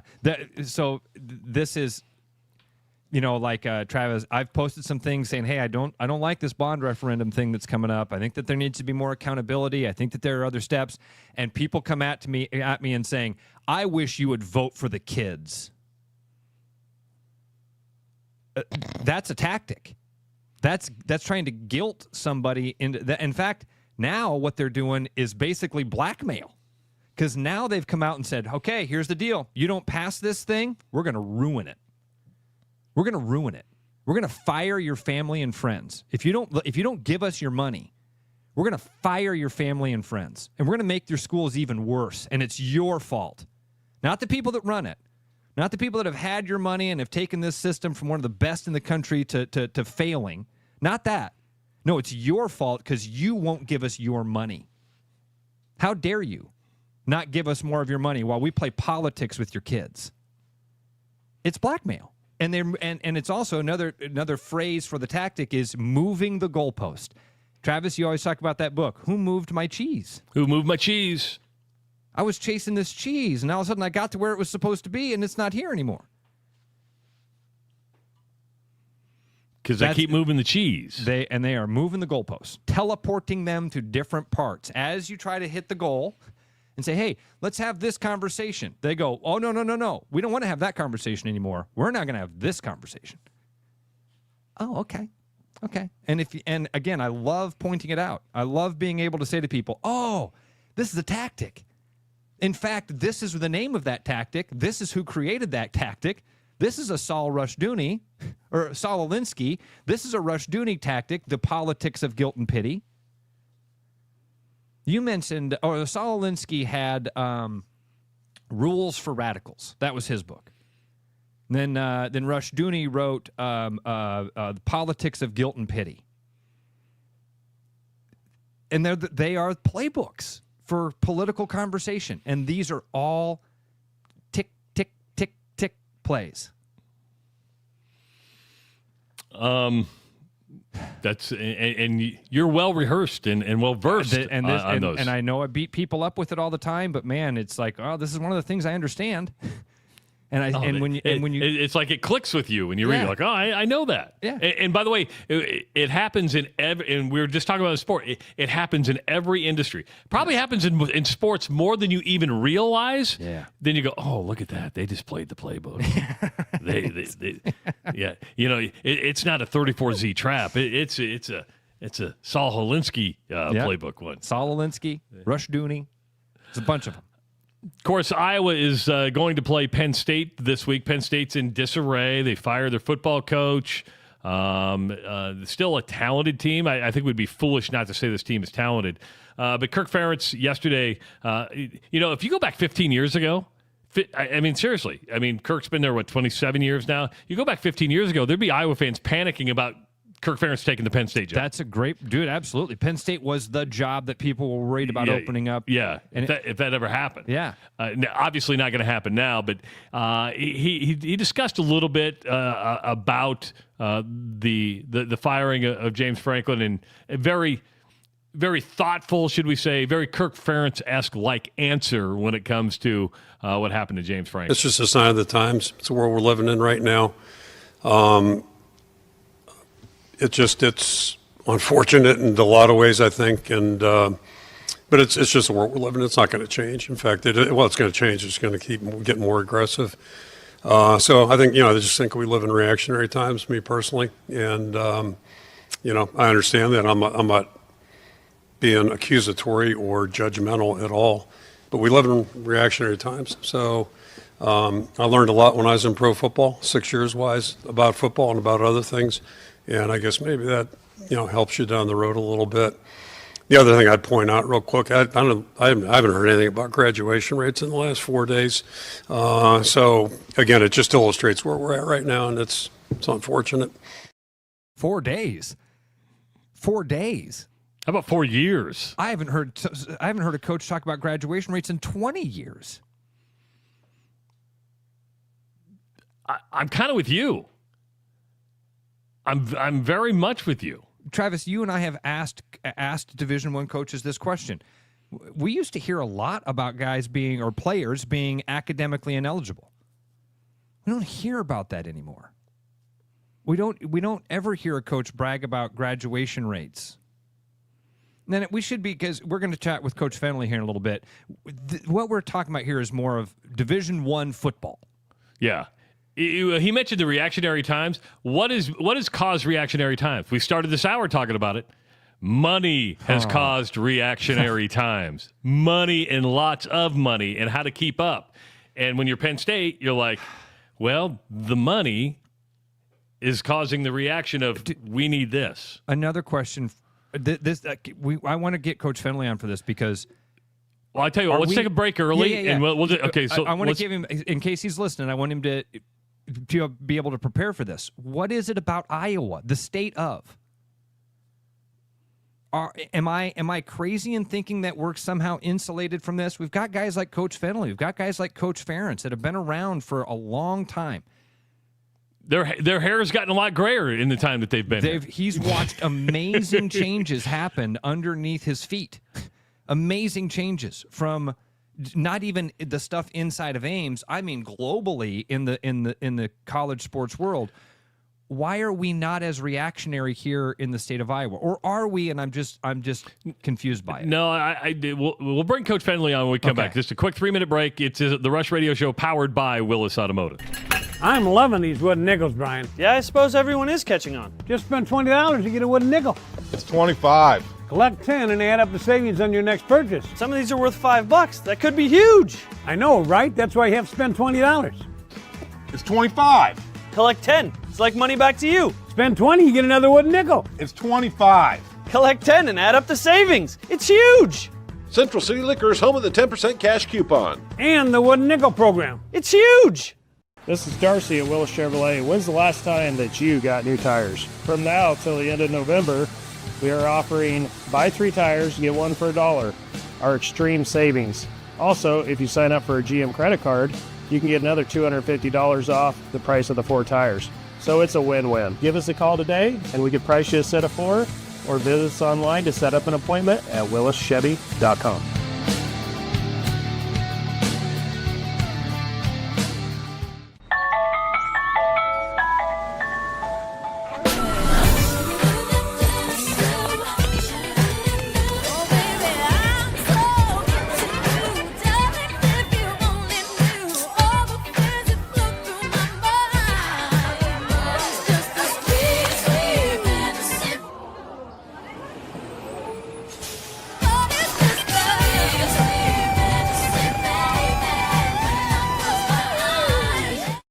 After Hawkeye football games this fall, Travis and Ross are right where they belong, with you taking your calls and giving unfiltered feedback. Right after Hawkeye football games, it's the Black and Gold Rush on the rushradio.com, the TuneIn app, and on YouTube. Missing a quality home-cooked meal? You know, the kind Mom used to make? Lucky for you, we found her recipe book. Welcome to the High Life. Welcome to the Champagne of Bars. Every business has priorities, and Priority One Heating and Cooling is no different. As a service provider, we prioritize quality air conditioners and furnaces that will keep your home at your comfort level year-round. As a small business, we prioritize doing things the right way and treating people fairly. As a truly local business, we prioritize our community. As a veteran-owned business, we prioritize duty and commitment. For big business service with local value, trust your home to the place where you are always Priority One. Hi, I'm Bradley Ollinger here at Willis Nissan. Now until October, we are offering buy 3 tires, get the 4th for $1. Take advantage of this deal right now before winter. Go online today at willisnissan.com to schedule your tire placement today, and we'll see you on the service drive. Rush, strong opinions, weak filters, and just enough sense to stay on the air. It's the Rush Radio Show, powered by Willis Automotive. Welcome back to the Rush Radio Show, powered by Willis Automotive. We took a little early break because the man of the hour is with us. He's so gracious to join us, especially during his busy schedule. The man, the myth, the legend, our buddy, head coach of the Iowa State women's basketball team, Bill Fennelly. What's up, Coach? Hey, it's great, but I got somebody. Yes, exactly. That's not fair. That's not fair. How you guys doing? Thanks for having me on. Thank you, Coach. Man. Thanks for giving us time today. We're in, and I'm not sure if you got to hear any of that last conversation. We were just kind of talking about. End of it, yeah. Did you? So Coach Ferentz in his press conference talking about this kind of changing landscape. That every day it's a different world.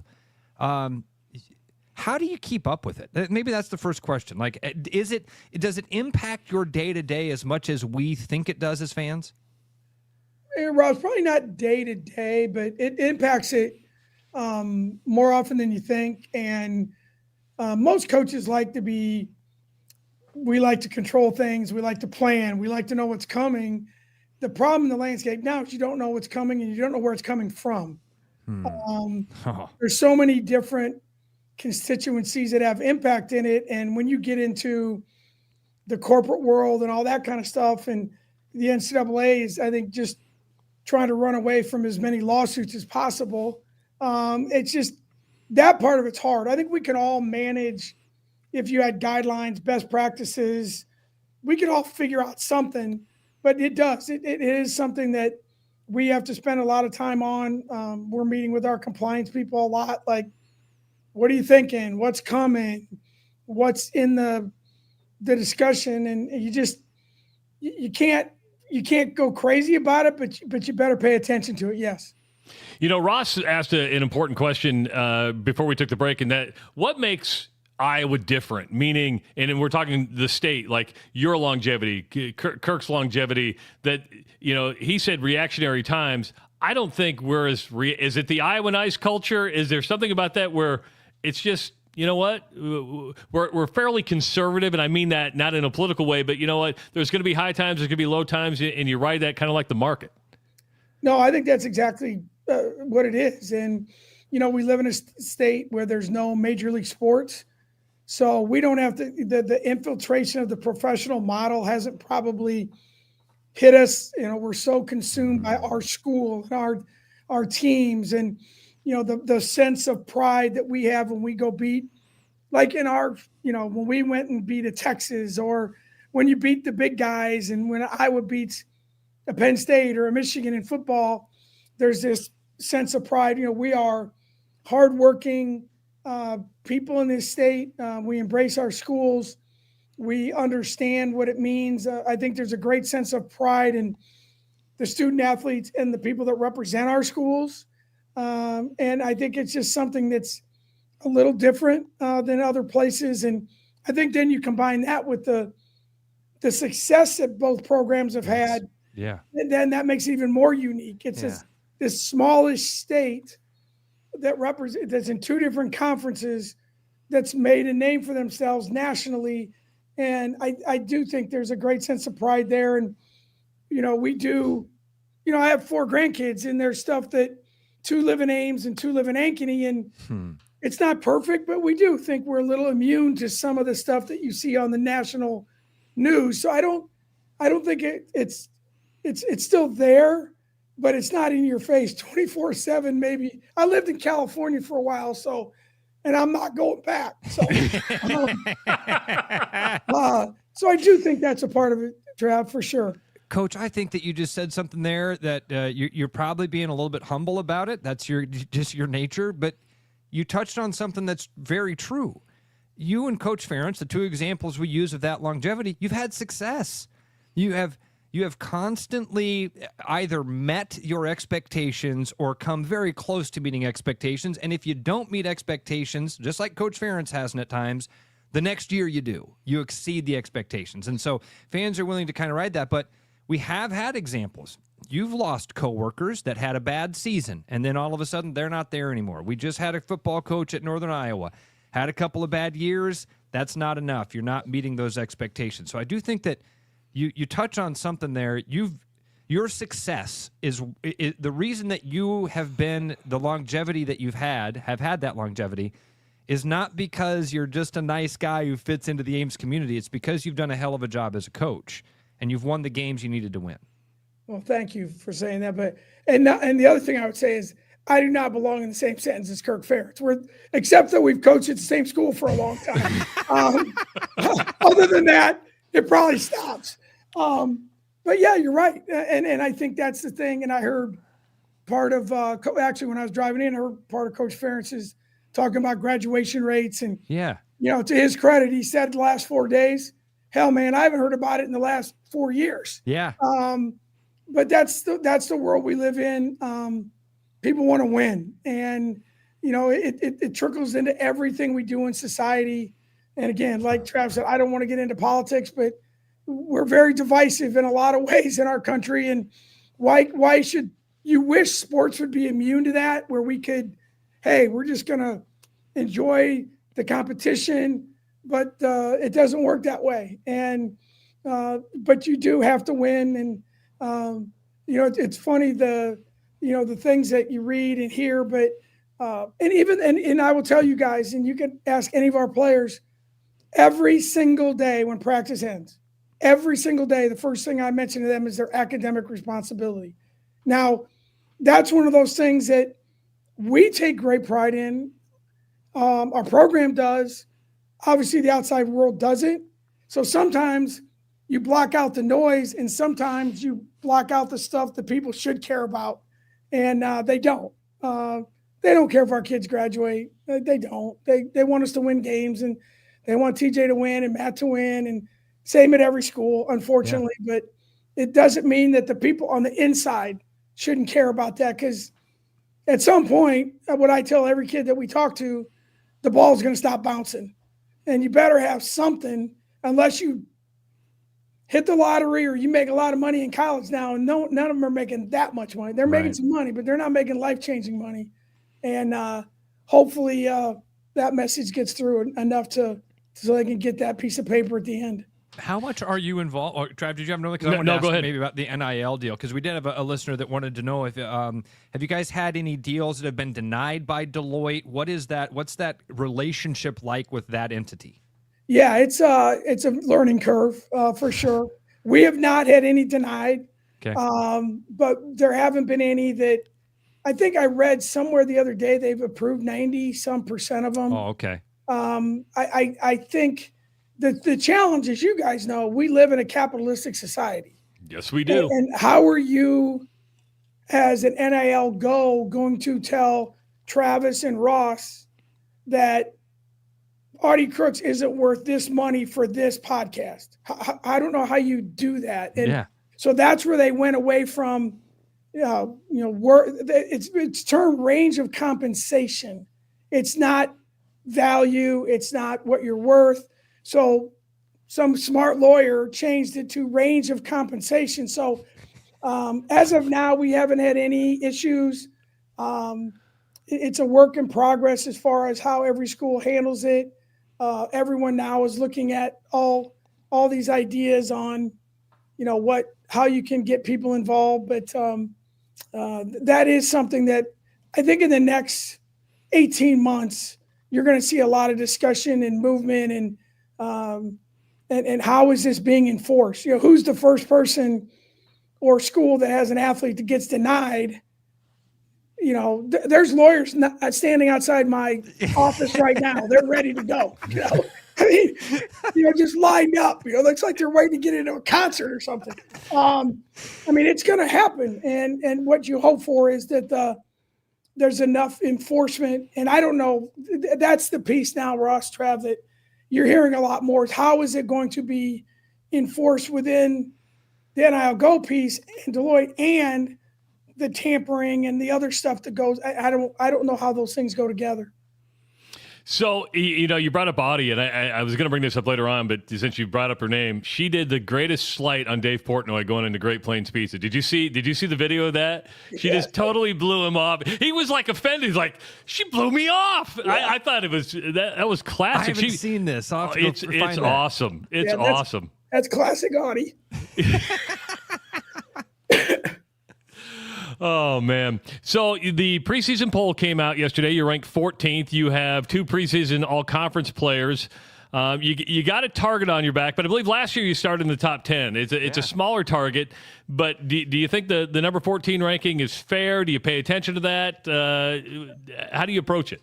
I would say it's fair. I don't like any coach, we're not that good. We got a lot. Yeah, I know. You guys don't want to hear that crap, but we got a chance to be pretty good. The thing about it is I vote on the coaches poll, not the AP poll. Every league has one representative. I vote for the Big 12. And, unfortunately, still in women's basketball, you get past about 6, 7, or 8. Throw a pick blanket. who you want. And I'm not a big preseason poll guy. I don't know how you do that. You look at what's happening in football. But I do think it creates a dialogue, a narrative. It gets our sport in the mainstream media a little bit. Last year, we were nowhere near that good preseason, and we weren't that bad that people thought at the end. We probably finished where we should have been. But I think when you look at this year, we have a team that can be competitive for sure.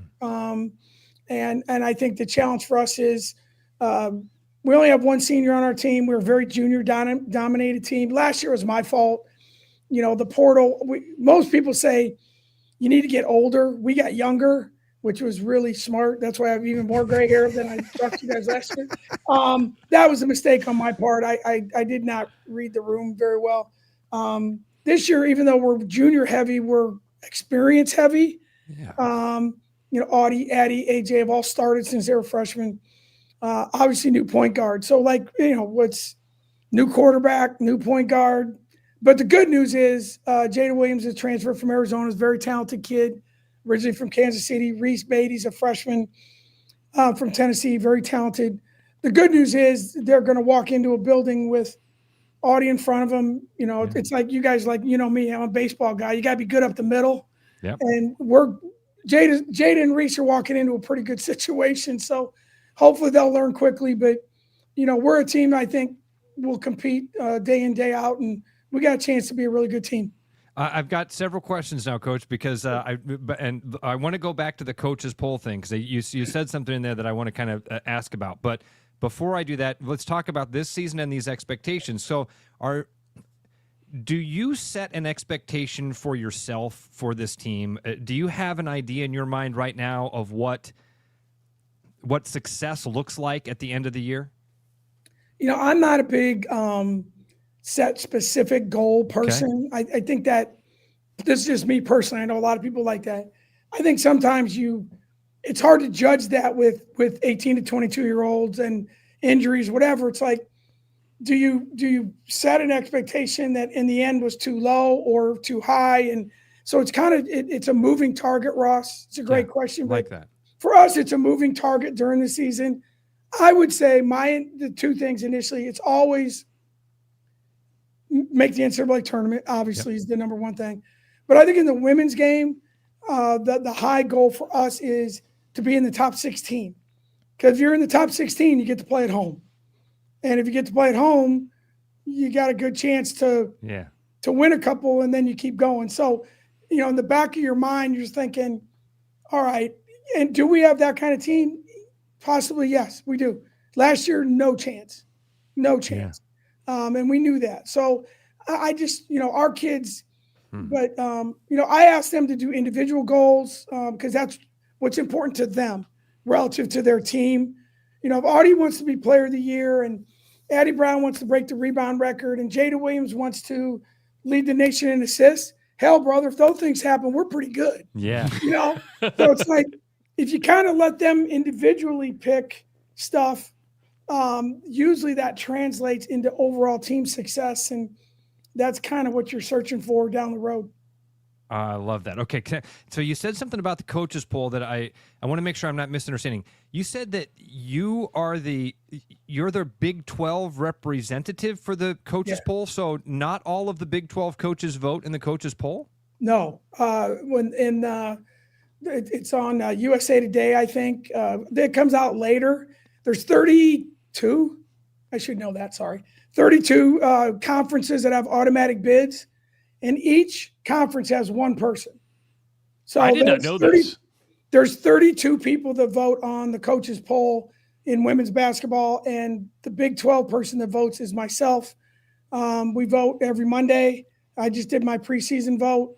So that's how they do it all the way through to the end of the season.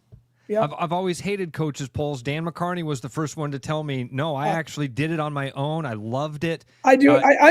My wife jokes with me. It's like, I take it really serious. That's cool. And the reason I don't want to bore you, but the reason I take it so seriously is when I was at Toledo, it was a big damn deal if you got rated 25th in the country. Yeah. So I want to make sure, like this year, Richmond, if you're a casual women's basketball fan, pay attention to Richmond. And, you know, and because I do think it's important, if you're going to do it right. I mean, I saw the story about the young lady that voted for Florida over South Florida after South Florida beat them. I'm like, come on, man. Everybody makes mistakes, but like, if you're going to do it right. And I don't give it to the SID. I don't give it to my assistant. I do it. And it takes me 2 hours because I go through every score. And as you get into the season and you start comparing who beat whom and, and injuries, and because I do think, even though the committee says they don't pay attention, there is that little bit of, well, if the coaches think they're that good, maybe, you just don't know. And for me personally, and especially in women's basketball, when you're trying to get as much attention as you can get, for Iowa State, I've always said anything that Iowa State does nationally is good. I don't care what sport it is. I don't care what it is.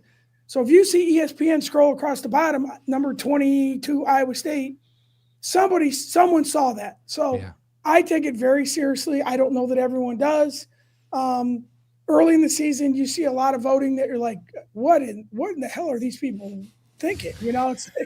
But as it goes on, usually it's not too different than the AP poll. There's a little bit of nuance because the AP has so many more voters.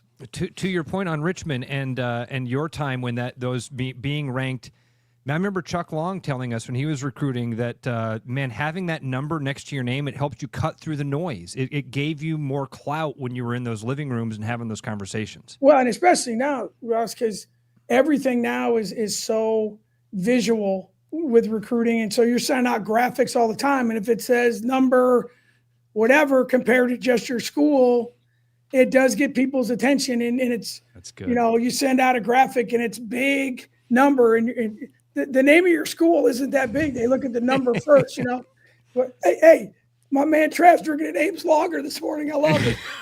No, it's a seltzer water. I can go I got a beer fridge right over here. Next time you're over here, I want to get you in the studio and we can do a podcast. I'm ready, brother. Okay, so where'd you vote Iowa State in the coaches poll? 21. You're hard on yourself. I mean, you get 14th in the AP. Yeah, so 21. See, that's a tactic. You're setting the bar low. You're tactically through you, Coach.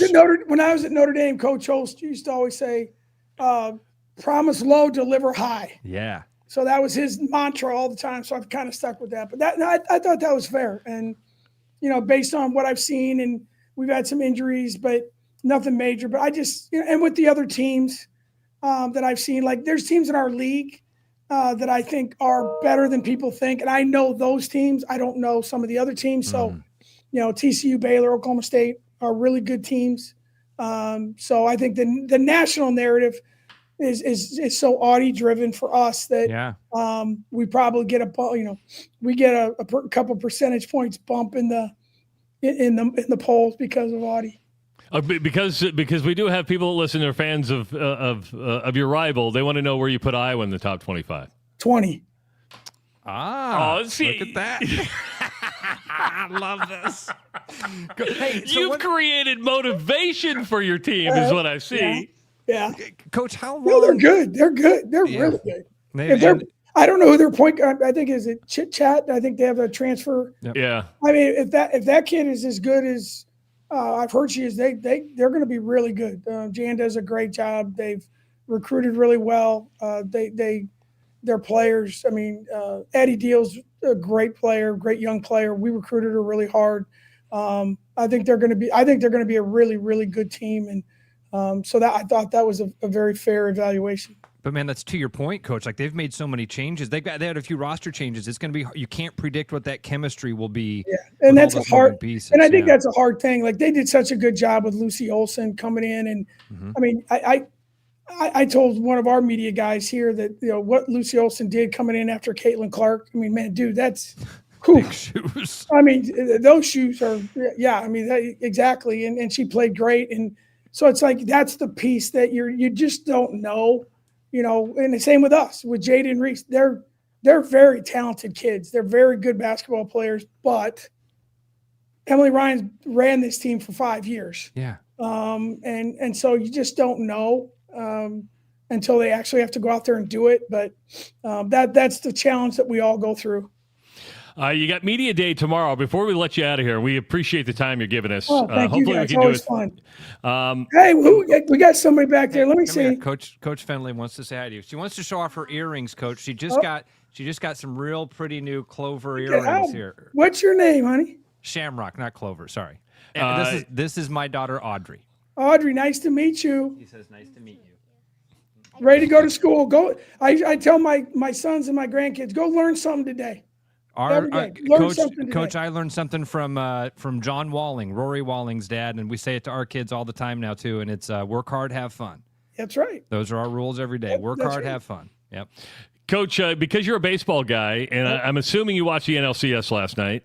Yamamoto goes a complete game. That's the first complete postseason game in 8 years in Major League Baseball. Yeah. Crazy. Yeah. Well, I mean, my father, God rest his soul, he'd be rolling over his grave when the Brewers start their closer the other night against the Cubs. And, it's like I grew up in at the end of the Bob Gibson, and Bob Gibson be yelling like, sit your ass down in the dugout. Don't even come out here. Yeah. But like to see a guy go 9 innings, like I'm telling you, if the Dodgers blow that game the other night, Dave Roberts is going to have his Kevin Cash moment of pulling Blake Snell. Yeah. I mean, they couldn't touch him. But that's the thing in baseball now. You look at, you better have 9-10 guys that can throw 100. You better hit a lot of home runs, or you better spend a hell of a lot of money like the Dodgers. And my team's is 0 for 3. I'm like, the Cubs are in the playoffs, the Brewers are in the playoffs, the Reds are in the playoffs, the Pirates got great pitching, and the Cardinals can't even sell Budweiser at Busch Stadium. So we got a problem, man. I'm telling you, it's not going to be a lot of fun being a Cardinal fan the next few years. Hey, so Coach, and I'm sorry I'm hung up on this coaches poll thing, but how long have you been that Big 12 representative, and how is it decided which coach represents each conference? Yeah, I've done it. I did it for like 4 or 5 years. Then it's like a 3-year term.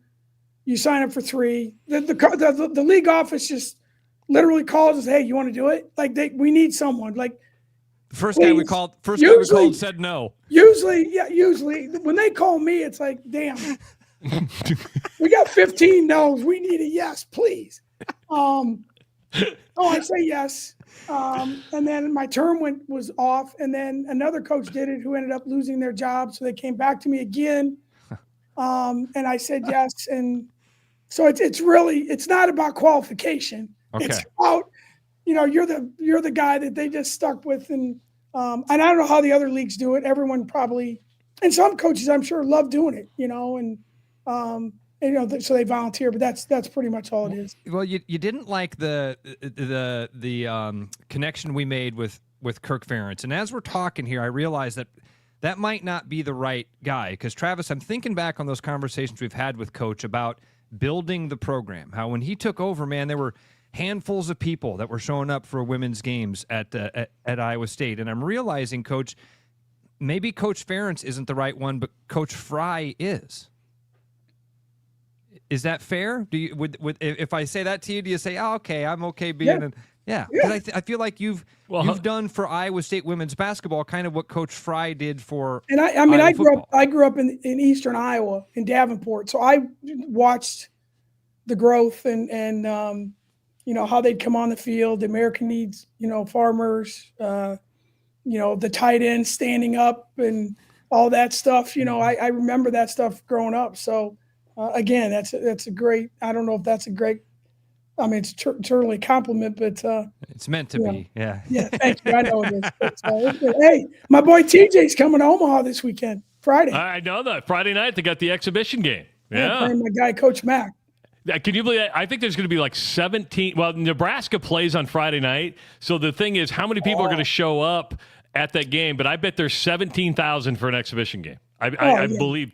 Creighton men's basketball, that's insane. I mean, what Coach Mack's done. And I got to see him a couple weeks ago because Doug got into the Ames High School Hall of Fame. So he was here with Tree, and just one of the best dudes ever, man. He and I, and what he did for me when he was here, and he loves Creighton, and it's it's one of those things, as you guys know, when coaches move and situations change, it usually doesn't work out that well. That could not have worked out better for everyone. Everybody. For everybody. For Doug, for the city, for the university. Greg. And it couldn't happen to a better dude. I mean, that guy. I mean, it'll be hard because, guys, they play the exhibition game. Then they play each other in Vegas. Then they could play again in Vegas. They could play 3 times. Yeah. I didn't know that. TJ's not real excited about that. Well, you hate playing your friends. Unless they win all 3, then he'll feel great about it. Yeah, it sucks to play your friends. That's nothing worse. Now, Mac's getting ready to write. He was on the show a couple months ago, but he's ready to ride off in the sunset in Phoenix. You got a house in Phoenix? Most people, they get a rocker or what. He's got tee times for life set up. That dude, he's got his whole black book full of guys he needs to play and take some money from, and sandbag the crap out of them. But no, my man will be teeing it up a lot in Phoenix. Sounds like you've maybe been a victim of that sandbagging. Long time ago, I got smart to get out of it. Well, the key, Ross, is you usually, I haven't played golf in forever, but when I did, you usually lose your money on the first tee when the bet's made. So I got smart, and I always tried really hard when we played, usually on the Nike trip. I got Coach Mack as my partner. There you go. See, there you go. Then you just kind of just stay out of his way, man. All right. Coach, thanks for the time. So much. Let's do it again during the season if you have time. Anytime. You guys let me know. Really proud of you guys. Excited for all your success and what you're doing and the time and energy you give to our – and again, like Ross, what you said earlier about, why are we different? We're different because of people like you guys and the way you present sports to our fan base and Iowa's fan base. And those things just don't happen enough. And I really do appreciate your commitment to this and the way you treat people. And, it's always fun to be with you guys and wish you nothing but the best. And hopefully we'll get to do this anytime you want. You let me know. All right, Coach. Best of luck this season, Coach. Have a good one. We'll talk to you soon. Thanks, Coach. You guys. Bye-bye. Go Cyclones. Coach Bill Fennelly joining us on the Rush Radio Show, powered by Willis Automotive. We need to almost set aside like an hour with Coach, right? I mean, a half hour. We get into the weeds on the stuff. Like I could have talked about the coaches. Yeah, you were hung up on that. I'm like, dude, let it go. Let it go. Wasn't that fantastic information? It was. There's one coach for each conference. Great. I didn't know that. It's something I did learn today. All right, Ross, welcome back, my friend. Thanks, welcome back. To be here. Great to be back. Make sure to hit subscribe on the YouTube channel, hit the favorites on the app. We'll be back tomorrow at 6 a.m. It's the Rush Radio Show, powered by Willis Automotive. Body Armor. Real hydration with electrolytes. No artificial dyes and coconut water. Choose better. Body Armor. With over 260 beers on tap, El Bait Shop isn't just another craft beer bar. It's the best. Beer lovers know. El Bait Shop, 200 Southwest 2nd, Des Moines.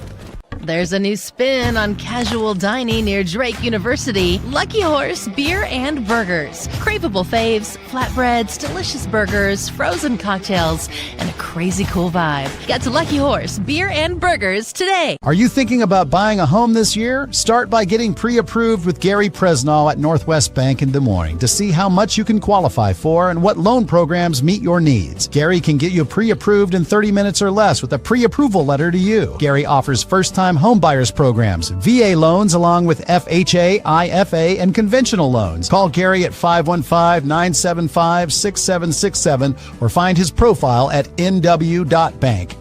Member FDIC, Equal Housing Lender. After Hawkeye football games this fall, Travis and Ross are right where they belong, with you taking your calls and giving unfiltered feedback. Right after Hawkeye football games, it's the Black and Gold Rush on the rushradio.com, the TuneIn app, and on YouTube. It's October at Willis Nissan, and the savings this month are scary good. Lease the stylish Nissan Sentra or the versatile Nissan Kicks for payments so low We call them fun size. And that's not the only trick up our sleeves this month. Right now, you can get 0% APR on Murano and Pathfinder, or take advantage of customer cash. All those treats, and we won't even make you tell us a joke. Visit us online at willisnissan.com or stop into our showroom today. Bread is made from scratch, freshly baked with locally sourced ingredients and love. At Big Sky Bakery, we take great pride in our delicious products. We know you'll enjoy them almost as much as we enjoy baking. Looking for the perfect golf escape? Experience Links-style golf right here in Ames at Coldwater Golf Links. With rolling fairways, large greens, and unique routing, it's golf the way it's meant to be played. Whether you're a seasoned pro or just starting out, you'll love our course's welcoming atmosphere and friendly staff. Grab your clubs, book a tee time, and make every round unforgettable. Coldwater Golf Links, where great golf leads to great memories. Visit coldwatergolf.com to book your round today. Back to the rush. Strong opinions, weak filters, and just enough sense to stay on the air. It's the Rush Radio Show, powered by Willis Automotive.